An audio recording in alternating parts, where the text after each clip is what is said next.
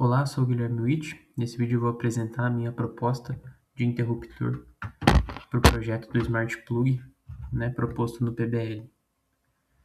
Basicamente, a tomada inteligente, ela vai ser usada em ambiente doméstico, como especificado, e quando a gente olha para a análise de onda fornecida dos tipos de aparelhos que serão conectados nelas, observamos o seguinte. Apesar de ter dispositivos mais simples, que funcionam basicamente como cargas resistivas, como os aquecedores, enfim, a gente também possui algumas fontes não lineares, principalmente de laptop, que são cargas indutivas, e também geladeiras e ventiladores que geram ruídos e também defasagem de tensão e corrente. Desse modo, a gente consegue descartar algumas tecnologias de interruptores.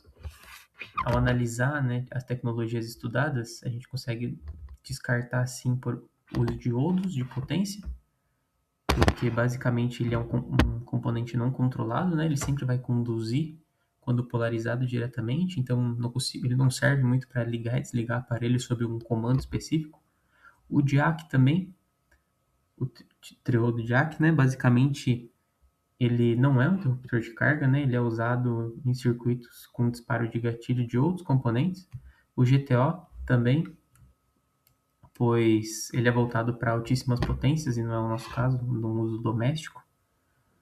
E os BJT, TBJ, basicamente, os bipolares de potência, porque são basicamente obsoletos hoje em dia, e basicamente são lentos e possuem outros resistores como MOSFET e IGPD, que são mais rápidos, e além disso eles são mais utilizados em corrente contínua. Então, para o nosso caso, onde a gente vai trabalhar numa tomada que vai trabalhar com corrente alternada, não é viável. Temos alguns componentes que até seriam viáveis, porém são mais complexos. Então vou citá-los aqui apenas, mas não foi a minha escolha, Que é os MOSFET e IGPD, que basicamente eles têm uma alta performance, uma frequência de chaveamento muito rápida. E basicamente, se eu fosse usar um MOSFET ou um IGPD, eu precisaria configurá-lo numa configuração back-to-back, que basicamente ia colocar dois dos transistores, deles em série e invertidos um com o outro, e também utilizar uma ponte retificadora, nesse processo. Daí isso aumentaria a complexidade do nosso problema, E os tiristores também, porque ele conduz apenas em um sentido, E para eu controlar essa corrente contínua, basicamente eu teria que usar dois em antiparalelo, Daí é mais algo mais complexo. Por fim, a tecnologia escolhida foi o TRIAC, Basicamente ele pertence à família dos tiristores, é uma chave AC, nativo por si só, muito utilizado nesse tipo de problema, e ele consegue conduzir a corrente alternada em rede em ambos os sentidos. Então, é muito utilizado nesses tipos de projetos,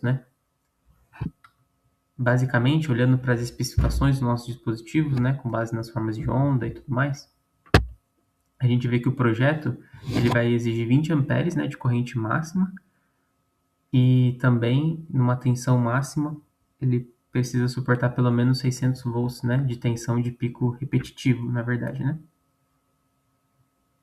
Desse modo, o TRIAC selecionado, basicamente é o TRIAC do modelo BTA25600BW, da família do fabricante ST Microelectronics. Ele suporta aí até 25 amperes contínuos, garantindo uma margem de segurança térmica, e até 600 volts, perfeito para o que a gente precisa, da rede bivolt. Um detalhe legal também é que o sufixo ali no nome dele, BW, indica que ele possui uma alta imunidade, contra bruscas variações de tensão. Isso é fundamental para a gente evitar que ele ligue sozinho quando o usuário conectar, por exemplo, uma carga pesada, uma carga indutiva pesada, como, por exemplo, uma geladeira ou o aspirador de pó, Com isso, esse componente, também um outro passo legal seria também fazer um isolamento, dele, uma dissipação térmica adequada e tudo mais, que a gente vai garantir uma duração boa para a nossa tomada.